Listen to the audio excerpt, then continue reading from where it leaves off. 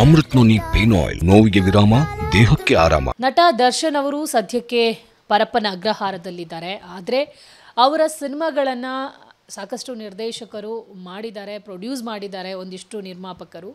So ಸದ್ಯಕ್ಕೆ ನಮ್ಮ ಜೊತೆಗೆ ಎಚ್ ವಾಸು ಅವರಿದ್ದಾರೆ. ಅವರು 4 ಸಿನಿಮಾಗಳಿಗೆ ಆ್ಯಕ್ಷನ್ ಕಟ್ ಹೇಳಿದ್ದಾರೆ. ದರ್ಶನ್ ಅಭಿನಯಿಸಿರುವಂಥ 4 ಸಿನಿಮಾಗಳಿಗೆ ನಿರ್ದೇಶನ ಮಾಡಿರುವಂಥ ಎಚ್ ವಾಸು ಕಂಡಂತೆ ದರ್ಶನ್ ಹೇಗಿದ್ರು ಅನ್ನೋದನ್ನು ಅವರಿಂದನೇ ತಿಳ್ಕೊಳ್ಳೋಣ. ಸರ್, ಇವಾಗ ದರ್ಶನ್ ಹೇಗಿದ್ದಾರೆ? ಮುಂಚೆ ನೀವು ಒಂದು 20 ವರ್ಷಗಳಿಂದ ಒಡನಾಟ ಇದೆ ಅವ್ರ ಜೊತೆ, ಹೆಂಗಿದ್ರು ಅವರು ಅಂತ? ನಾನು ಫಸ್ಟು ಸಿನಿಮಾ 2002 ಅವ್ರಿಗೆ ಲಾಲಿ ಹಾಡು ಮಾಡಿದ್ದು. ಲಾಲಿ ಹಾಡು ಮಾಡುವಾಗ ಅವರು ಇನ್ನೂ ಅವಾಗ 3-4 ಸಿನಿಮಾ ಮಾಡಿದರು. ನನ್ನ 4ನೇ ಸಿನಿಮಾ 5ನೇ ಸಿನಿಮಾ ಇರಬೇಕು ಅಂತ ಕಾಣುತ್ತೆ. ತುಂಬ ಸ್ಮೂತಾಗಿರೋರು, ಸೈಲೆಂಟಾಗಿರೋರು. ಯಾವಾಗ ಅಲ್ಲೇನೋ ಸಟ್ಟಲ್ಲಿ ಏನಂದರೆ ಅವ್ರು ಬಂದರೆ ಅವ್ರ ಡೈಲಾಗೇನು ಆ್ಯಕ್ಟ್ ಮಾಡೋದು, ಹೋಗಿ ಅವ್ರ ಪಕ್ಕದಲ್ಲಿ ಹುಡುಗರ ಹತ್ರ ಕೂತ್ಕೊಳ್ಳೋದು, ಇನ್ಯಾರ ಜೊತೆನೂ ಮಿಂಗಲ್ ಆಗ್ತಾರಲ್ಲ, ಏನು ಮಾತಾಡ್ತಾರಲ್ಲ, ಏನಿಲ್ಲ. ಅವ್ರ ಪಾಡಿಗೆ ಅವ್ರು ಕೂತಿರೋರು. ಏನಾದರೂ ಸೀನ್ ಡೌಟ್ ಇದ್ದರೆ ಕರೆಯೋರು, ಕೇಳೋರು. ಆಮೇಲೆ ನಮ್ಮ ಆ ಸಿನಿಮಾಗೆ ರುದ್ರೇಶ್ ಅಂತ ಅಸೋಸಿಯೇಟು, ಅವ್ನು ಕರೆದ್ಬಿಟ್ಟು ಅವ್ರಿಗೇನಾನ ಸ್ವಲ್ಪ ಡೈಲಾಗ್ಗಳು ಏನಾದರೂ ಸ್ವಲ್ಪ ಕನ್ಫ್ಯೂಸ್ ಆಯಿತು ಅಂದರೆ ಅವನ್ನ ಕರೆದು ಫಸ್ಟೇ ಅದು ರೀಡಿಂಗ್ ತೊಳೋರು. ಆಮೇಲೆ ಅದನ್ನು ಹೆಂಗೆ ಮಾಡಬೇಕು, ಏನು ಹಿಂಗೆ ಮಾಡಿ ಅದೆಲ್ಲ. ಯಾಕಂದರೆ ತುಂಬ ಸ್ಮೂತಾಗಿ ಮಾತಾಡಬೇಕು. ಕೆಲವೆಲ್ಲ ಎಮೋಷ್ನಲ್ ಸೀನ್ಸ್ಗಳಿದೆ. ಅಂಥ ಟೈಮಲ್ಲೇ ಗುರುಗಳು ಇದು ಹೆಂಗೆ ಮಾಡಬೇಕು ಏನು ಅಂತ ಕೇಳೋರು. ನಾವು ಹಿಂಗೆ ಮಾಡ್ಬೇಕು, ಹಂಗೆ ಮಾಡಬೇಕು ಅಂತ ಅವ್ರಿಗೆ ಎಕ್ಸ್ಪ್ಲೈನ್ ಮಾಡ್ತಾಯಿದ್ದೋ. ಸೊ ಅವ್ರಿಗೆ ಸೀನ್ ಹೇಳುವಾಗ ಹಿಂದೆ ಸೀನು, ಮುಂದೆ ಸೀನು, ಅವ್ರ ಆಪೋಸಿಟ್ ಕ್ಯಾರೆಕ್ಟರ್ದು ಇವೆಲ್ಲ ಹೇಳ್ದಾದ್ರೆ ಒಂದು ನೀಟಾಗಿ ಅವ್ರ ತಲೆಯಲ್ಲಿ ಹೋಗ್ತಾಯಿತ್ತು. ಸೊ ಹಂಗೆ ಮಾಡ್ತಾರೆ. ತುಂಬ ಸೈಲೆಂಟಾಗಿರೋರು. ಒಂದು ಯಾರ ಜೊತೆನೂ ಮಾತಾಡ್ತಾರಲ್ಲ, ಏನು ಒಂದು ತರಲಿಲ್ಲ. ಬೆಳಗ್ಗೆ ಬಂದರೆ ನಾನು ಎಷ್ಟೊತ್ತು ಪ್ಯಾಕಪ್ ಮಾಡ್ತೀನೋ ಅಷ್ಟೊತ್ತವರೆಗೂ ಇರೋರು, ಅವ್ರು ಹೋಗೋರು. ಆ ಥರ ಒಂದು ತುಂಬ ಸೈಲೆಂಟ್ ವ್ಯಕ್ತಿ ಅವರು. ಸರ್, ಸಾಮಾನ್ಯವಾಗಿ ದರ್ಶನ್ ಅವರ ಸಿನಿಮಾ ಅಂದರೆ ಆ್ಯಕ್ಷನ್ ಕಟ್ ಇರುತ್ತೆ, ಮಾಸ್ ಕಂಟೆಂಟ್ ಜಾಸ್ತಿ ಇರುತ್ತೆ. ಬಟ್ ವಾಸು ಅವರ ಸಿನಿಮಾಗಳು ಸ್ವಲ್ಪ ಈ ಸಂಗೀತಕ್ಕೆ ಜಾಸ್ತಿ ಒತ್ತು ಕೊಡುವಂಥ ಚಿತ್ರಗಳು. ಸೊ ಲಾಲಿ ಹಾಡು ಅದೇ ಥರದ ಸಿನಿಮಾ. ಈ ಕಥೆಯನ್ನು ಅವರು ಯಾಕೆ ಆಯ್ಕೆ ಮಾಡಿಕೊಂಡ್ರು? ಅವ್ರ ಕತೆ ಆಯ್ಕೆ ವಿಚಾರ ಹೆಂಗಿರ್ತಾ ಇತ್ತು ಅಂತ ಹೇಳಿ. ಇದು ನೀವು ಕೇಳಿದ್ವಿ. ಅವರೇನು ಆಯ್ಕೆ ಮಾಡ್ಕೊಂಡಿಲ್ಲ. ಅವರು ಸಾರಾ ಗೋವಿಂದ್ ಅವರು ನನ್ನನ್ನು ಕರ್ಕೊಂಡು ದರ್ಶನ್ ಸರ್ ಮನೆ ಹತ್ರ ಹೋದ್ರು. ಅವಾಗಿನ BTM ಲೇಔಟ್ ಅಲ್ಲಿಲ್ಲ ದೊಡ್ಡ ಮನೆ, ಇನ್ನು ಈ ಕಡೆ ಒಂದು ಮನೇಲಿದ್ದರು. ಅಲ್ಲಿ ಕರ್ಕೊಂಡು ಹೋದರು. ಸೊ ಕರ್ಕೊಂಡು ಹೋಗಿದ ತಕ್ಷಣ ನೋಡಪ್ಪ ಇವ್ರನ್ನ ಹೀರೋ ಮಾಡೋಣ ಅಂತಿದ್ದೀನಿ, ದರ್ಶನ್ನ, ನಮ್ಮ ತೂಪ್ತಿ ಪಣ್ಣನ ಮಗ ಏನು ಅಂದರೆ ಒಂದು ಸರ್ ಅಂತಂದೆ. ಸರಿ, ಕತೆ ಏನಂತ ಸರ್, ಎಲ್ಲ ಮಾಡ್ತೀನಿ ಸರ್ ನಾನು ಏನಂತ. ಅವರು ಸರ್ ಆ್ಯಕ್ಷನ್ ಅದು ನಾನು ಸುಮ್ಮನೆ ಇದ್ದೆ. ಆಮೇಲೆ ಅವರೇ ಬಂದ್ಬಿಟ್ಟು ಅಪ್ಪ ಯಾವ ಥರ ಕತೆ ಇವರು ಇದು ಮಾಮ ನೀವೇನು, ಅವರೆಲ್ಲರೂ ಸಾರಾ ಗೋವಿಂದ್ ಅವ್ರನ್ನ ಮಾಮ ಅಂತಲೇ ಕರೀತಾಯಿದ್ದೆ. ಯಾಕಂದರೆ ಅವ್ರ ತಂದೆ ಕಾಲದಿಂದ ಅವ್ರ ಹತ್ರ ಎಲ್ಲ ಒಟ್ಟಿಗೆ ಕೆಲಸ ಮಾಡಿದ್ರಿಂದ ದಿನಕರ್ ಆಗಲಿ ಇವರು ದರ್ಶನ್ ಸರ್ ಆಗಲಿ ಸಾರಾ ಗೋವಿಂದ್ ಅವ್ರನ್ನ ಮಾಮ ಅಂತಲೇ ಕರೀತಾಯಿದ್ದು. ಮಾಮ ನೀವೇನು ಮಾಡ್ತೀರೋ ಅದು ಮಾಮ ಅಂತ. ಸರಿ, ಒಂದು ಇಷ್ಟು ಹೇಳ್ತೀರ, ಯಾವಾಗ ಹೇಳ್ತೀರ್ರಿ ಅವ್ರ ಕತೆ?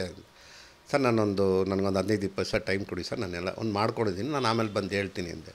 ಸರಿ ಅಂದ್ಬಿಟ್ಟು ಇನ್ನೊಂದು ಸರಿ ಅವರು ಮಾಡಿ ರೆಡಿ ಆದಮೇಲೆ ಗೋವಿಂದ್ ಸರ್ಗೆ ಹೇಳಿದೆ, ಏನು ರೀ ಎಲ್ಲರೂ ಆ್ಯಕ್ಷನ್ ಅಂತಾರೆ, ನೀವು ಸರ್ ನಿಜವಲ್ಲ ಅವರೊಳ್ಳೆ ಹೆಂಗಿದ್ದಾರೆ ಸರ್, ಹಿಂದಿ ಹೀರೋ ಥರ ಇದ್ದಾರೆ ಸರ್, ನಾನು ಅವ್ರಿಗೊಂದು ಬ್ಯೂಟಿಫುಲ್ ಮ್ಯೂಸಿಕಲ್ ಸಬ್ಜೆಕ್ಟ್ ಮಾಡಿದ್ದೀನಿ ಸರ್ ಅಂದ್ಬಿಟ್ಟು ನಾನು ಆ ಮ್ಯೂಸಿಕಲ್ ಸಬ್ಜೆಕ್ಟ್ನ ಅಜಯ್ ಕುಮಾರ್ ಅವ್ರಿಗೆ ಲೈನ್ ಯಾವುದೋ 1-2 ಇನ್ಸಿಡೆಂಟ್ಸ್ ಇತ್ತು, ಅದನ್ನೆಲ್ಲ ಹೇಳ್ಬಿಟ್ಟು ಅವ್ರಿಗೆ ಇದನ್ನು ಮಾಡೋಣ ಅಂತ ಆ ಸಬ್ಜೆಕ್ಟ್ ರೆಡಿ ಮಾಡಿದೋ. ಸಬ್ಜೆಕ್ಟ್ ರೆಡಿ ಮಾಡಿದ ತಕ್ಷಣ ಗೋವಿಂದ್ ಅವ್ರ ಹತ್ರ ಫೋನ್ ಮಾಡಿ, ಆ ಥರ ಏನಿಲ್ಲ ಬಿಡಿ ಅಂದರೆ ಗೋವಿಂದ್ ಸರ್ ಫೋನ್ ಮಾಡಿಬಿಟ್ಟು ಇವ್ರಿಗೆ ಹೇಳಿದ್ರು, ಅಮ್ಮನಿಗೆ ಹೇಳಿದ್ರು. ಅವ್ರು ಹೇಳಿದ್ರು ಹಣ ಬೇಡ ಏನಂದು, ಇಲ್ಲ ಅಕ್ಕ ಬಂದು ಹೇಳ್ತಾರೆ ಹುಡುಗರು ಅಂತಂದರು. ಸರಿ ಅಂತ ಅವ್ರು ಮನೆಗೆ ಹೋಗಿದ ತಕ್ಷಣ ಅವರು ಟೀ ಎಲ್ಲ ಕೊಟ್ಟರು, ಕುಡ್ದು ಕತೆ ಹೇಳ್ದು. ಕತೆ ಏನು ಪರವಾಗಿಲ್ಲ ಬಿಡಿ ಮಾಮ ಓಕೆ ಅಂದಮೇಲೆ ನಮ್ಮದೇ ಇಲ್ಲ ಅದು ಕತೆ. ನೀವು ಬೇರೆ ಪ್ರಶ್ನೆ, ನಾವು ಒಬ್ಬ ಹೀರೋ ಹೊಸಬ ಆಗಲಿ ಹಳಬ ಆಗಲಿ ಕತೆ ಅವ್ರಿಗೆ ಹೇಳಬೇಕು. ಯಾಕಂದರೆ ವಿಷಯನೇ ಗೊತ್ತಿಲ್ಲ ಅಂದರೆ ನಾಳೆ ಅವ್ರು ಹೆಂಗೆ ಬಂದು ಆ್ಯಕ್ಟ್ ಮಾಡೋಕ್ಕಾಗತ್ತೆ, ಹಂಗಲ್ಲ ನಾನು ಹೇಳ್ತೀನಿ ಅಂದ್ಬಿಟ್ಟು ಅವ್ರು ಫುಲ್ ಕತೆ ಹೇಳ್ದು. ಕತೆ ಎಲ್ಲ ಕೇಳಿದ್ರು. ಇದು ಒಂದು ಸ್ವಲ್ಪ ಲೇಡಿಗೆ ಓರಿಯೆಂಟೆಡ್ ಇದಿಲ್ಲ, ಮ್ಯೂಸಿಕಲಿ ಚೆನ್ನಾಗಿರುತ್ತಿದ್ದು ಅಂತ ಆ ಸಿನಿಮಾ ಪ್ರಾರಂಭ ಮಾಡಿದ್ದು. ಕತೆಯಲ್ಲಿ ಯಾವತ್ತೂ ಅವ್ರು ಚೂಸು ಕತೆ ನನಗೆ ಹೇಳಲೇಬೇಕು ನಾನು ಇದು ಅಂತೀನಿ. ನಾನು 4 ಸಿನಿಮಾ ಕತೆ ಮಾಡಿರೋದನ್ನು ಅವ್ರಿಗೆ ಫಸ್ಟ್ ಒಂದು ಲೈನ್ ಹೇಳ್ತೀನಿ, ಆಮೇಲೆ ಫಿನಿಷ್ ಆದಾಗ ಒಂದು ಕತೆ ಹೇಳ್ತೀನಿ ಅಷ್ಟೇ. ಅದು ಬಿಟ್ಟರೆ ಇನ್ನು ಹಿಂಗೆ ಇರಬೇಕು, ನಂಗೆ ಹಂಗೆ ಇರಬೇಕು ಅಂತ ಯಾವತ್ತೂ ನಮ್ಮ ಹತ್ರ ಇವತ್ತವರೆಗೂ ಕೇಳಿಲ್ಲ ಅವರು. ಸುಮಾರು 20 ವರ್ಷದ ನಂಟು ನಿಮಗೆ. ಈಗಿನ ದರ್ಶನ್ ಬಳಗ ನೋಡಿದರೆ ನಮಗೆ ಒಂದು ಸ್ವಲ್ಪ ಬೇರೆ ಥರ ಅನಿಸುತ್ತೆ. ಬಟ್ ಆವಾಗ ನಿಮ್ಮ ಟೈಮಲ್ಲಿ 20-25 ವರ್ಷಗಳ ಹಿಂದೆ ಇದ್ದಂಥ ಒಂದು ಬಳಗನೇ ಬೇರೆ ಇರ್ತಾ ಇತ್ತು. ಸೊ ಆವಾಗ ಯಾವ ಥರ ಅವರಿಗೆ ಸ್ನೇಹಿತರಿದ್ದರು, ಸೊ ಇವಾಗಿನ ಸ್ನೇಹಿತರು ಯಾವ ಥರ ಇದ್ದಾರೆ ನೀವು ನೋಡ್ದಂಗೆ ಅಂತ?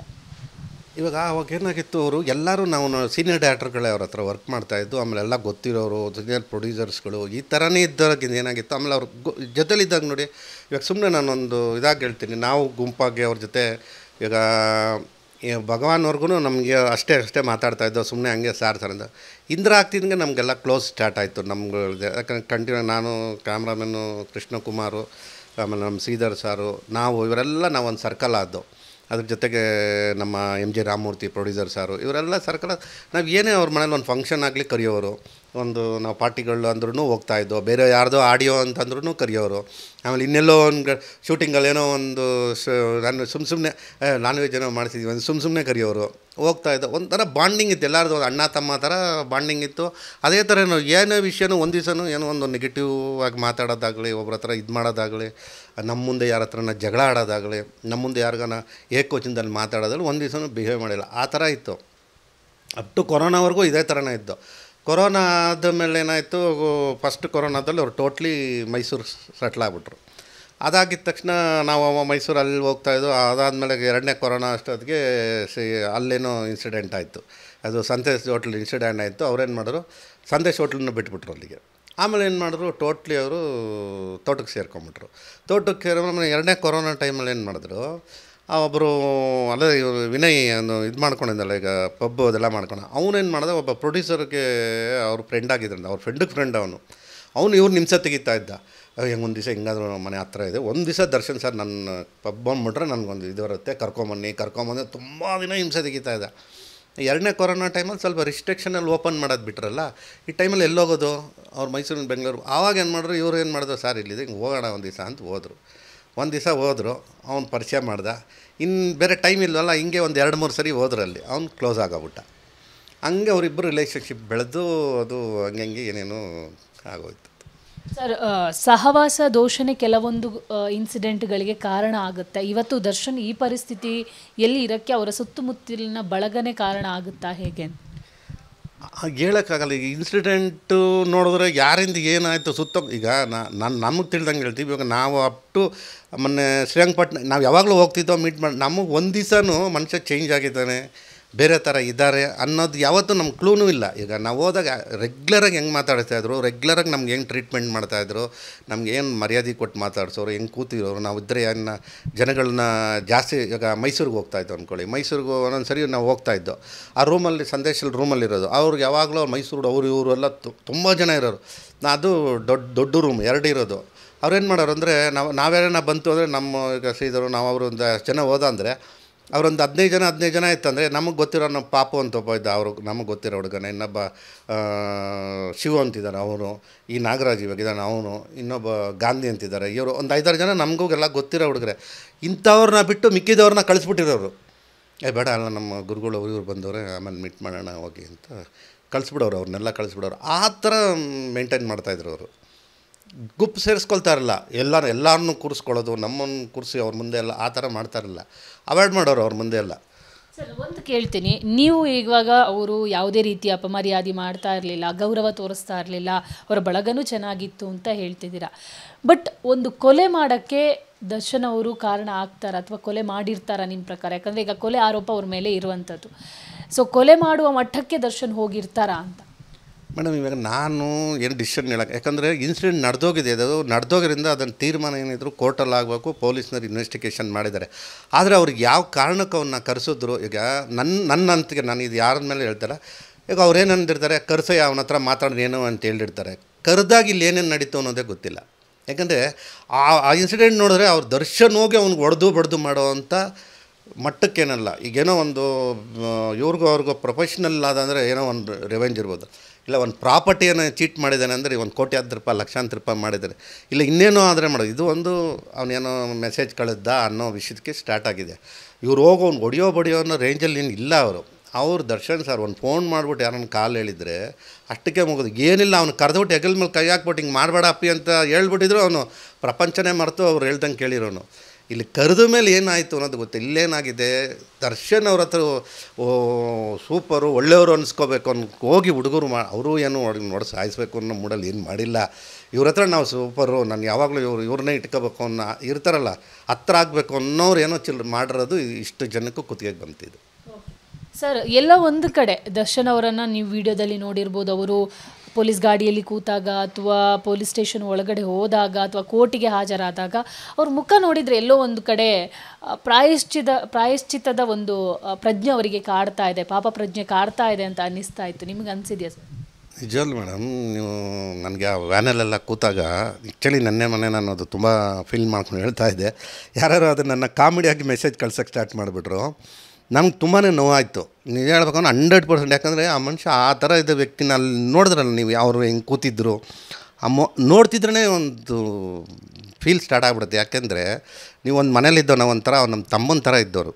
ನಮಗೆ ಒಂದು ಪಾರ್ಟಿಗೆ ಹೋಗಲಿ, ಟ್ರೀಟ್ ಮಾಡೋದಾಗಲಿ, ಅಲ್ಲಿ ತಂದು ಕೊಡೋದಾಗಲಿ, ನಾವು ಶಬರಿಮಲೆಗೆ ಹೋದಾಗಲೂ ಅಷ್ಟೇ ಆ ಮನುಷ್ಯ ನಮ್ಮ ಜೊತೆ ಎಲ್ಲರ ಜೊತೆ ಕೂತ್ಕೊಂಡು ತರಕಾರಿ ಹೆಚ್ಚೋದು, ಇದು ತಟ್ಟೆ ತೊಳ್ಕೊಡೋದು, ಪಾತ್ರೆ ತೊಳ್ಕೊಡೋದು, ಆಮೇಲೆ ಏನಾದರೂ ಇದು ಮಾಡೋದು, ನಾವು ಸ್ನಾನ ಮಾಡ್ತಾಯಿದ್ರೆ ಟವಲ್ ಬೇಕಾದ್ರೆ ತಂದು ಕೊಡೋದು, ಈ ಥರ ಎಲ್ಲ ಅವರು ಮಾಡ್ತಿದ್ದ ವ್ಯಕ್ತಿ ಇದ್ದಕ್ಕಿದ್ದಂಗೆ ತಪ್ಪಾಗೋಗಿರೋದು ಬೇರೆ ವಿಷಯ, ಅದು ಬೇರೆ ವಿಷಯ ಬಿಟ್ಬಿಡಿ.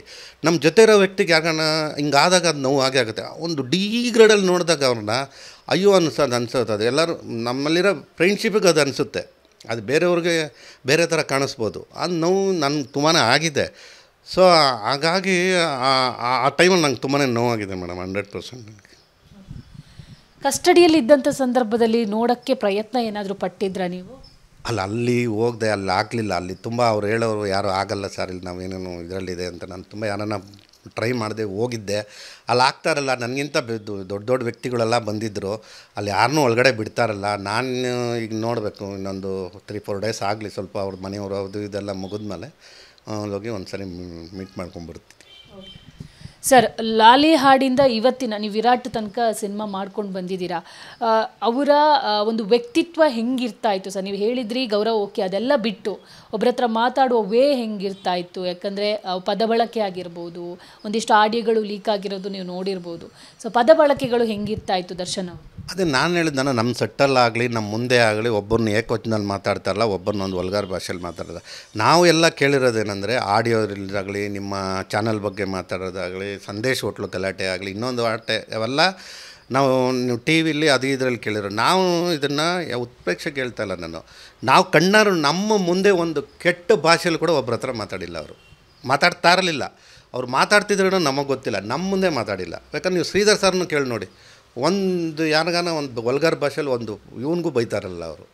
ನಮ್ಮ ಮುಂದೆಗಳಲ್ಲಿ ಆ ಥರ ಬಿಹೇವಿಯರ್ ಇರಲ್ಲ. ಒಂದು ಹೆಣ್ಮಕ್ಳ ವಿಷಯದಲ್ಲೂ ಅಷ್ಟೇ. ಅವರು ಯಾವತ್ತೂ ನಮ್ಮ ಸೆಟ್ಟಲ್ಲಿ ನಾವು ಒಂದು ಹೀರೋಯಿನ್ ಇತ್ತು ಅಂದರೆ ಆ ಸಿನಿಮಾದಲ್ಲಿ ಆ ಶಾರ್ಟ್ ತೆಗಿವಾಗ ಮಾತ್ರನೇ ಅವರೆಲ್ಲ ಹತ್ರ ಮಾತಾಡ್ತಾಯಿದ್ದು. ಹೇಗೇನು ಬಂದು ಇಲ್ಲೆಲ್ಲ ಚೇರ್ ಹಾಕ್ಕೊಂಡು ಪ್ರೊಡಕ್ಷನ್ ಹುಡುಗರು ಅವರು ಇರೋದು, ನಾವೆಲ್ಲ ಔಟ್ಡೋರ್ ಓದ್ತಾ ಅಂದ್ಕೊಳ್ಳಿ, ರೂಮ್ಗಳು ಹಾಕ್ತಾರೆ. ಅವ್ರು ಫಸ್ಟೇ ಇನ್ಸ್ಟ್ರಕ್ಷನ್ ಮಾಡಿರೋರು ಪ್ರೊಡ್ಯೂಸರ್ಗೆ, ಮ್ಯಾನೇಜರ್ಗೆ, ನೋಡಪ್ಪ ನನ್ನ ಫ್ಲೋರಲ್ಲಿ ಯಾರು ಫೀಮೇಲ್ಗಳು ಬೇಡ, ನಮ್ಮ ಪಕ್ಕದಲ್ಲಿ ಡೈರೆಕ್ಟ್ರು, ಕ್ಯಾಮ್ರಾಮೇನು, ನಮ್ಮ ಯಾರು ಚೀಪ್ಗಳು ಅಂಥವ್ರು ಹಾಕು, ಯಾಕಂದರೆ ನಾವೆಲ್ಲ ಸಾಯಂಕಾಲ ಸೇರ್ತೀವಿ, ಅವ್ರಿಗೆಲ್ಲ ಡಿಸ್ಟರ್ಬ್ ಆಗೋದು ಬೇಡ ಅಂತ. ಆ ಥರ ಮನುಷ್ಯ ಬೇರೆ ತೊಂದರೆ ಆಗಬಾರ್ದು ಅಂತಿರೋರು. ಯಾರಾದರೂ ಏನಾದ್ರೂ ಈ ಕೂಗಾಡಿ ಜೂನಿಯರ್ ಆರ್ಟಿಸ್ಟೇ, ಸಾರಿ ಹೇಳ್ತೀನಿ ಕೇಳಿ, ಈಗ ಗೊತ್ತಲ್ಲ ನಮ್ಮ ಮ್ಯಾನೇಜರ್ ಇವರು ಪ್ರೊಡಕ್ಷನ್ ಇವ್ರು ಏನಾದರೂ ಹೋಗೇ ಯಾರು ವಯಸ್ಸಾದವ್ರಿಗೆ ಅಂದರೆ ಬೈಯೋರು ಕರೆದು, ನಮಗೆ ಅಷ್ಟು ದೊಡ್ಡ ವಯಸ್ಸಾದವ್ರಿಗೆ ಹಂಗೆಲ್ಲ ಮಾತಾಡ್ತೇನೆ ನೀನು, ಅವರು ಕೆಲಸ ಮಾಡೋಕ್ಕೆ ತಾನೇ ಬಂದಿರೋದು ಅಂತ ಬೈಯೋರು ಅವ್ರಿಗೆ. ನಮ್ಮ ಅಸ್ಟೆಂಟ್ ಡೈರೆಕ್ಟರ್ ಹುಡುಗರಿಗೆ ಗೊತ್ತಿರಲ್ಲ, ಕೋಪದಲ್ಲಿ ಆ ಕ್ರೌಡಲ್ಲಿ ಇರ್ತೈತೆ ಯಾರಿಗಾನ ಯಾಕೆ ಹೋಗಿ ಬೈ ಈ ಕಡೆ ಬಮ್ಮ ಹಂಗೆ ಅಂದರೆ ಬೈಯೋರು. ಏಜ್ ಆದವ್ರಿಗೆ ಯಾರನ್ನ ಹುಡುಗರು ಹಂಗೆ ಮಾಡೋರು ಕಡ್ಬಿಟ್ಟು ಬೈಯೋರು, ಅಪ್ಪಿ ಏನು ಅಷ್ಟು ದೊಡ್ಡವ್ರಿಗೆ ಹಂಗೆಲ್ಲ ಮಾತಾಡ್ತೀರಾ ಅಂತ ಅನ್ನೋರು. ಆ ಥರ ಇದ್ದಿದ್ದು ವ್ಯಕ್ತಿ ಅವರು. ಸರ್, ಪವಿತ್ರ ಗೌಡ ವಿಚಾರವಾಗಿ ಈ ಒಂದು ಕೊಲೆ ಆಗಿದೆ ಅನ್ನುವಂಥದ್ದು ಸದ್ಯಕ್ಕೆ ಆರೋಪ ಇರುವಂಥದ್ದು. ಪವಿತ್ರ ಗೌಡ ಅವ್ರನ್ನ ಯಾವತ್ತಾದರೂ ಭೇಟಿಯಾಗಿದ್ರಾ? ಆ ಮಹಿಳೆ ಬಗ್ಗೆ ನಿಮ್ಗೆ ಎಷ್ಟು ಗೊತ್ತು? ನಂಗೆ ನಿಜವಾಗ್ಲೂ ಏನೂ ಗೊತ್ತಿಲ್ಲ ಮೇಡಮ್. ಪವಿತ್ರ ಗೌಡ ಅನ್ನೋ ಹೆಸರನ್ನು ನಾನು ಕೇಳಿದ್ದೆ ಅಷ್ಟೇ ವಿನಃ ಅವ್ರ ವ್ಯಕ್ತಿನ ಆ ಅಮ್ಮನ ವಿಷಯ ಒಂದಿನೂ ನನಗೆ ಗೊತ್ತಿಲ್ಲ. ಆಮೇಲೆ ಅವ್ರಿಗೂ ಲಿಂಕ್ ಅನ್ನೋದು ಗೊತ್ತಿಲ್ಲ. ಯಾವತ್ತೂ ನಮ್ಮ ಹತ್ರ ಅವರು ಆ ವಿಷಯನೂ ಮಾತಾಡಿಲ್ಲ, ಮಾತಾಡ್ತಾನೆ ಇಲ್ಲ ಬಿಡಿ. ಅವರು ನಮ್ಮ ಯಾವಾಗಲೂ ಫ್ಯಾಮಿಲಿ ವಿಷಯನೂ ಮಾತಾಡಿಲ್ಲ. ನಮ್ಮ ಸರ್ಕಲು ಕತೆ ವಿಷಯ, ಫ್ರೆಂಡ್ಸ್ ವಿಷಯ, ಅವು ಇವು ನಮ್ಮ ಪಾರ್ಟಿ ವಿಷಯ ಬಿಟ್ಟರೆ ಪವಿತ್ರ ಗೌಡ ನಾನು ನೋಡೂ ಇಲ್ಲ, ಅವ್ರ ಬಗ್ಗೆ ಟಚ್ಚು ಇಲ್ಲ ನನಗೆ. ದರ್ಶನ್ ಅವರು ಇವತ್ತು ಒಬ್ಬ ಸ್ಟಾರ್ ಆಗೋಕ್ಕೆ ಅವರ ಫ್ಯಾಮಿಲಿ ಸಪೋರ್ಟ್ ಕೂಡ ಇತ್ತು. ದಿನಕರ್ ತೂಗುದೀಪ್ ಆಗಿರ್ಬೋದು, ಮೀನಮ್ಮ ಆಗಿರ್ಬೋದು. ಸೊ ಯಾವ ಥರ ಸಪೋರ್ಟ್ ಮಾಡ್ತಾಯಿದ್ರು ಆ ಟೈಮಲ್ಲಿ ಅಂತ? ಇಲ್ಲ, ಬಿಗಿನಿಂಗಿಂದನೂ ಅಷ್ಟೇ. ಅವ್ರ ತಾಯಿ ತುಂಬ ಸ್ಟ್ರಗಲ್ ಮಾಡಿ ಅವ್ನ ಇಂಡಸ್ಟ್ರಿಗೆ ಕಳಿಸ್ತರು. ಅದಾದಮೇಲೆ ದಿನಕರು ಬಿಗಿನಿಂಗ್ ಸ್ಟೇಜಲ್ಲಿ ತುಂಬಾ ಇದು ಮಾಡಿದ್ದಾರೆ, ಕತೆ ಕೇಳೋದಾಗಲಿ, ಅವನೊಂದು ಕಾಸ್ಟ್ಯೂಮ್ ಸೆಲೆಕ್ಟ್ ಮಾಡೋದಾಗಲಿ, ಕೆಲವು ವಿಷಯದಲ್ಲಿ. ಆಮೇಲೆ ಅವರು ಆ ಇನ್ಸಿಡೆಂಟ್ ಆದಮೇಲೆ ಆ ಸಾರಥಿ ಸಿನಿಮಾನ ಆ ದಿನಕರು ರಾತ್ರಿ ಹಗಲು ಯೋಚನೆ ಮಾಡಿ ಅವನು 22 ದಿವಸನೂ ಏನೋ ಚೆನ್ನೈಲಿ ಏನೋ ಎಡಿಟಿಂಗು ಏನೋ ಕೆಲಸ ಮಾಡೋಕ್ಕೆ ಹೋಗಿದ್ರು. ಏನಾದರೂ ಬೇರೆ ಥರ ನಾನು ಮಾಡಬೇಕು ಅಂತ ಹಗಲು ರಾತ್ರಿ ಕಷ್ಟಪಟ್ಟು ಕೆಲಸ ಮಾಡಿದ್ರು. ಯಾಕಂದರೆ ಅವ್ರಿಗೂ ಅಣ್ಣನೇ ತಾನೆ. ಆ ಟೈಮಲ್ಲಿ ತುಂಬ ರಿಸ್ಕ್ ತೊಗೊಂಡು ಎಲ್ಲ ಅವ್ರ ಮನೆ ಯಾರನ್ನು ಅವ್ರ ತಾಯಿ ಆಗಲಿ ಅವ್ರ ತಮ್ಮ ಆಗಲಿ ಆ ವಿಷಯದಲ್ಲಿ ಯಾವಾಗಲೂ ಸಪೋರ್ಟ್ವಾಗಿ ಇದ್ದರು. ಅದ್ರ ಬಗ್ಗೆ ಏನು ಎರಡು ಮಾತೇ ಇಲ್ಲ. ಸೊ ವಿಜಯಲಕ್ಷ್ಮಿ ಅವರಿಂದ ದೂರ ಇದ್ದರೂ ಕೂಡ ಅಥವಾ ಆ್ಯನಿವರ್ಸರಿ ಸೆಲೆಬ್ರೇಷನ್ಸ್ ಮಾಡಿದ್ರು, ಆಮೇಲೆ ಒಂದಿಷ್ಟು ಪೋಸ್ಟ್ಗಳು ಪವಿತ್ರ ಗೌಡ ಮತ್ತು ವಿಜಯಲಕ್ಷ್ಮಿ ಪೋಸ್ಟ್ ವಾರ್ಗಳಾಗೋಕ್ಕೆ ಶುರುವಾಯಿತು ಇನ್ಸ್ಟಾಗ್ರಾಮಲ್ಲಿ. ಬಟ್ ಕೊನೆಗೆ ಇವಾಗ ಬೇಲ್ ಕೊಡ್ಸೋಕ್ಕೆ ಕೂಡ ವಿಜಯಲಕ್ಷ್ಮಿ ಅವರೇ ಟ್ರೈ ಮಾಡ್ತಾಯಿದ್ರು ಅಂತ. ವಿಜಯಲಕ್ಷ್ಮಿ ಅವರು ನಿಮಗೆ ಯಾವಾಗ ಪರಿಚಯ ಆದರು? ಸೆಟ್ಟಿಗೆ ಏನಾದರೂ ಬರ್ತಾ ಇದ್ರಾ ಹೇಗೆ ಅಂತ? ನನಗೆ ಮೇಡಮ್ ಚೆನ್ನಾಗೇ ಗೊತ್ತು. ಮನೆಗೆ ಸೆಟ್ಟಿಗೆ ಅವ್ರು ತುಂಬ ಕಮ್ಮಿ, ರೇರ್ ಅಂದರೆ ರೇರು. ನಾನು ಇಡೀ 4 ಸಿನಿಮಾದಲ್ಲಿ ಲಾಲಿ ಆಡಲ್ಲಿ ಅವ್ರು ಇನ್ನೂ ಮದುವೆ ಆಗಿರಲಿಲ್ಲ. ಭಗವಾನ್ ಟೈಮಲ್ಲಿ ಇನ್ನೂ ಇನ್ನೂ ಇಲ್ಲ ಆವಾಗಲೂ ಇಲ್ಲ ಅಂತ ಕಾಣುತ್ತೆ. ಆ ಟೈಮು ಭಗವಾನ್ ಟೈಮಲ್ಲಿ ಆಗಿದ್ದರು. ಅವ್ರು ಯಾವತ್ತೂ ಸೆಟ್ಟಿಗೆ ಬಂದಿಲ್ಲ. ಇಂದಿರಾ ಟೈಮಲ್ಲಿ ಬಂದಿದ್ದಾರೆ, ವಿರಾಟ್ ಟೈಮಲ್ಲಿ ಬಂದಿದ್ದಾರೆ. ಅಷ್ಟು ಬಿಟ್ಟರೆ ಇನ್ಯಾವತ್ತು ಅದು ಒಂದೊಂದೇ ಸರಿ ಬಂದಿರೋದು. ಆಮೇಲೆ ಅವ್ರು ಯಾರ್ದು ಸೆಟ್ಗೂ ಅವ್ರು ಹೋಗಿದ್ದೆ ತುಂಬ ರೇರು. ಅವ್ರು ಸ್ವಂತ ಸಿನಿಮಾಗಳು ಮಾಡಿದಾಗಲೇ ಅವ್ರು ಹೋಗ್ತಾ ಇರಲಿಲ್ಲ ಸೆಟ್ಟಿಗೆ. ಅವ್ರು ಯಾವತ್ತೂ ಸೆಟ್ಟಿಗೆ ಬಂದಿಲ್ಲ. ನನಗೆ ಮನೆಗೆ ನಾವು ಅವಾಗ ಹೋದಾಗೆಲ್ಲ ನಮಗೆ ಚೆನ್ನಾಗಿ ಮಾತಾಡ್ಸೋರು. ನಾವು ಅವ್ರನ್ನ ನಮ್ಮ ಸಿಸ್ಟರ್ ಥರನೇ ಅವ್ರಿಗೆ ಮಾತಾಡ್ತಾಯಿದ್ದು. ನಾನು ಅವ್ರಿಗೆ ಈ ಪ್ರಾಬ್ಲಮ್ ಎಲ್ಲ ಅವ್ರ ಮನೆ ಮುಂದೆ ಒಂದು ಮಿರಲ್ ಅಂತ ಒಂದು ಇದೆಲ್ಲ ಇದೆ ನೋಡಿ, ಇದೆಲ್ಲ ಯಾವ ವಾಸ್ತು ಇದು ಅಂತ, ಅದು ಕೂಡ ನಾನು ಯಾರೋ ಒಬ್ಬ ನಮ್ಮ ಸ್ನೇಹಿತರು ಬಾಂಬೆ ಅವ್ರನ್ನ ಕರೆಸಿ ಅದನ್ನೆಲ್ಲ ಅವಾಗ ಮಾಡಿಸಿದ್ದೆ ಅದನ್ನ. ಸೊ ಮನೇಲಿ ಕಿತ್ತಾಟ ಅದು ಇದು ಬರಬಾರ್ದು ಅನ್ನೋ ಕಾರಣಕ್ಕೆ ಅವಾಗೂ ನನ್ನ ಹತ್ರ ಚೆನ್ನಾಗೇ ಇದ್ದರು. ಇವಾಗಲೂ ಹಂಗೆ ಮಾತಾಡ್ತಾರೆ. ಎಲ್ಲ ದರ್ಶನ್ ಸರ್ ಮನೆ ಮುಂದೆ ಒಂದು ಇದೆ ನೋಡಿ, ವಿನಾಯಕಂದು ಇದು ಎಲ್ಲ ಇದೆ ನೋಡಿ, ಅದೆಲ್ಲ ಅದು ಒಳಗಡೆ ಇರೋದೆಲ್ಲ ಅದು ನಮ್ಮ ಬಾಂಬೆಯವ್ರ ಫ್ರೆಂಡ್ ದಿವಾಕರ್ ಅಂತ ಅದು ಮಾಡಿದ್ದದ್ದು. ಸೊ ಅವಾಗ ನಾನು ಹೇಳೇ ಅದನ್ನು ಮಾಡಿಸಿದ್ದು ನಾನೇ. ಸರ್ ಇದು ಮಾಡಿಸಿ ಸರ್ ಎಲ್ಲ ವಾಸ್ತು ಅದು ಚೆನ್ನಾಗಿರುತ್ತೆ ಅವಾಗ ಅಂತ ಸರಿ ವಿಜಯ್ ಅವರು ಮಾತಾಡಿ ಅದನ್ನು ಮಾಡಿಸಿದ್ದದು. ಎಷ್ಟು ವರ್ಷಗಳ ಹಿಂದೆ ಆ ವಾಸ್ತು ಪ್ರತಿಮೆಯನ್ನು ಮಾಡಿಸಿದ್ರಿ? ಅದೇ ಇನ್ಸಿಡೆಂಟೆಲ್ಲ ಆಗ್ಬಿಟ್ಟು ನಮ್ಮ ವಿರಾಟ್ ಸ್ಟಾರ್ಟ್ ಆದಮೇಲೆ ಈ ಪ್ರಾಬ್ಲಮ್ ಆಗಿದ್ದು. ಅದಾದಮೇಲೆ ಮೋಸ್ಟ್ಲಿ 13-14 ಇರ್ಬೋದು ಅಂತ ಕಾಣುತ್ತೆ, ಆಯಿತು ಇರ್ಬೋದು ಅವಾಗ. ಸರ್, ಈಗ ಒಂದಿಷ್ಟು ಡೈರೆಕ್ಟರ್ಗಳನ್ನು ಮಾತಾಡಿಸಿದಾಗ ಹೇಳಿರುವಂಥ ಮಾತಿದು, ದರ್ಶನ್ ಅವರು ವ್ಯಕ್ತಿತ್ವದ ಬಗ್ಗೆ ಅವರು ಒಳ್ಳೆ ವ್ಯಕ್ತಿ, ಅವರು ಚೆನ್ನಾಗೇ ಮಾತಾಡೋರು, ಯಾರಿಗೂ ತೊಂದರೆ ಕೊಡ್ತಾ ಇರಲಿಲ್ಲ ಅಂತ. ಯಾವಾಗ ಡ್ರಿಂಕ್ಸ್ ಮಾಡಿ ಆದಮೇಲೆ ಅವರ ಮಾತಲ್ಲಿ ವೇರಿಯೇಷನ್ಸ್ ಬರೋವು, ಅವರು ಮಾತಾಡೋ ವೇ ಚೇಂಜ್ ಆಗುತ್ತೆ, ಅವರ ಸುತ್ತು ವರ್ಗನೇ ಅವರನ್ನು ಹಾಳು ಮಾಡ್ತಾ ಇದೆ ಅನ್ನುವಂಥ ಮಾತನ್ನು ಹೇಳಿದರು. ನೀವೇ ಹೆಂಗೆ ಅಂದರೆ ಈಗ ಪಾರ್ಟಿಗಳಿಗೆಲ್ಲ ಅವರು ನಿಮ್ಮನ್ನು ಇನ್ವೈಟ್ ಮಾಡ್ತಿದ್ರು ಅಂತ ಹೇಳ್ತಿದ್ರಿ. ಸೊ ಅಂದರೆ ಆಫ್ಟರ್ ಡ್ರಿಂಕ್ಸ್ ಆದಮೇಲೆ ಅವ್ರು ಯಾವ ಥರ ಇರ್ತಾಯಿದ್ರು ಅಂತ? ಇಲ್ಲ, ನಾವು ಇವಾಗೆಲ್ಲ ಅಟೆಂಡ್ ಮಾಡಿದ್ವಲ್ಲ ಮೇಡಮ್, ನಮಗೇನಾಗುತ್ತೆ, ನಿಮಗೆ ನಮ್ಮ ಸುತ್ತ ಜನ ಹೆಂಗಿರ್ತಾರೋ ಅದ್ರ ಮೇಲೆ ವಾತಾವರಣಕ್ಕೆ ಹೋಗುತ್ತೆ. ಯಾವುದೇ ನೀವು ಒಂದು ಒಳ್ಳೆ ಪಾರ್ಟಿ ಆಗಲಿ ಒಂದು ಕೆಟ್ಟ ಪಾರ್ಟಿ, ನಮ್ಮ ವಾತಾವರಣ ಇವಾಗ ಏನಾಗಿದೆ, ನಮ್ಮ ಜೊತೆ ಇದ್ದವರೆಲ್ಲನೂ ಅವ್ರಿಗೆ ಹತ್ರ ಇರೋರು, ಆಮೇಲೆ ಅವರು ನಮ್ಮನ್ನು ನೋಡಿ ಸ್ವಲ್ಪ ಭಯ ರೆಸ್ಪೆಕ್ಟ್ ಕೊಡೋವಂಥವ್ರು ಇದ್ದಾಗ ಅವ್ರು ಮಾಡ್ತಾಯಿದ್ರು ಡ್ರಿಂಕ್ಸು. ನಾವೇನು ಹೇಳ್ತಾಯಿಲ್ಲ, ನಾವುಗಳು ಮಾಡಿದ್ದೀವಿ. ಯಾವತ್ತೂ ನಾನು ಹೇಳಿದ ಡ್ರಿಂಕ್ಸ್ ಮಾಡಿದ್ರೂ ಕೂಡ ಒಂದಿನವೂ ಒಂದು ವೇರಿಯೇಷನಾಗಿ ಮಾತಾಡಿಲ್ಲ, ಬೇರೆ ಥರ ಬಿಹೇವ್ ಮಾಡಿಲ್ಲ. ನಾವು ಸೇರಿದ್ದು ಇಷ್ಟು ಸೇರಿರೋದಲ್ಲ, ನೀವು ನಮ್ಮ ಸರ್ಕಲ್ ಯಾರನ್ನ ಅಟೆಂಡ್ ಮಾಡಿ ನೋಡಿ, ಯಾರ್ಯಾರು ಇದ್ದರೂ ಅವ್ರುಗಳ್ನೆಲ್ಲ ಅಟೆಂಡ್ ಮಾಡ್ಬೇಕಂದು ನೋಡಿ, ಯಾರೂ ನಮ್ಗೆ ಆ ಥರ ಮಾಡಿಲ್ಲ, ಒಂದು ಇನ್ಸಿಡೆಂಟು ಮಾಡಿಲ್ಲ. ನನಗೆ ಸುಮಾರು 2006ಇಂದ ನಾವು 2022ವರೆಗೂ ನಾವು ಮಾಡಿದ್ದೀವಿ. ಅದಾದಮೇಲೆ ಈಗ ತುಂಬ ಕಮ್ಮಿ, ಕೊರೋನಾ ಆದಮೇಲೆ ನಾವುಗಳೇ ಅವ್ರು ಸಿಗ್ತಾಯಿಲ್ಲ ಅಂತ ಹೋಗ್ತಾರಿಲ್ಲ. ಎಷ್ಟೊಂದು ಪಾರ್ಟಿ ಅಟೆಂಡ್ ಮಾಡಿದ್ವಿ, ಎಲ್ಲೂ ಏನೂ ನಮ್ಗೆ ಗಲಾಟೆ ಆಗಿಲ್ಲ. ಒಂದು ದಿವಸನೂ ಒಬ್ಬರು ಒಂದು ಗಲಾಟೆ ಆಗಿಲ್ಲ. ಯಾರು ಅಂದರೆ ಒಂದು ಹೇಳ್ಬಿಡ್ಲಿ ಇವರೆಲ್ಲ ಇದ್ದರೂ ಒಂದು ಗಲಾಟೆ ಆಯಿತು ಅಂತ ಒಂದು ಇದೂ ಆಗಿಲ್ಲ. ಒಂದು ಸಿಕ್ತು. ನಾನು ದರ್ಶನ್ ಅಭಿಮಾನಿಗಳಿಗೆ ಒಂದು ರಿಕ್ವೆಸ್ಟ್ ಮಾಡ್ತೀನಿ, ನೀವುಗಳೆಲ್ಲ ಚಾನಲ್ ಮುಂದೆ ಅಲ್ಲಿ ಇಲ್ಲಿ ಬೇರೆಯವ್ರ ಬಗ್ಗೆ ನೆಗೆಟಿವ್ ಆಗಿ ಮಾತಾಡಬೇಡಿ. ಇದರಿಂದ ದರ್ಶನ್ ಸರ್ನ ಮುಂದಿನ ದಿನಗಳು ಅವ್ರನ್ನ ಬೇಲ್ ತೊಗೊಳ್ಳೋದಾಗ್ಬೋದು, ಅವ್ರ ಕೇಸ್ ಪ್ರೊವೈಡ್ ಮಾಡೋದಾಗ್ಬೋದು, ಇದೆಲ್ಲ ತೊಂದರೆ ಆಗುತ್ತೆ. ಯಾರ ಬಗ್ಗೆನೂ ದಯವಿಟ್ಟು ನೆಗೆಟಿವ್ ಆಗಿ ಮಾತಾಡಬೇಡಿ, ನಿಮ್ಮನ್ನು ಕೈ ಮುಗಿದು ಕೇಳ್ಕೊ. Thank you. ಇದಿಷ್ಟು ನಿರ್ದೇಶಕ ಎಚ್ ವಾಸು ಅವರ ಮಾತಾಗಿತ್ತು. ಕ್ಯಾಮರಾ ಪರ್ಸನ್ ಯೋಗೇಶ್ ಜೊತೆ ದೀಪಿಕಾ, ವಿಸ್ತಾರ ನ್ಯೂಸ್, ಬೆಂಗಳೂರು. ನಾವು ಸಲಹಿದ ಕೈಗಳು ನಮ್ಮ ನೋವಿಗೆ ಸ್ಪಂದಿಸಿದಾಗ ಆಗುವ ಸಂತೋಷ. ಅಮೃತ್ ನೋನಿ ಪೇನ್ ಆಯಿಲ್, ನೋವಿಗೆ ವಿರಾಮ, ದೇಹಕ್ಕೆ ಆರಾಮ.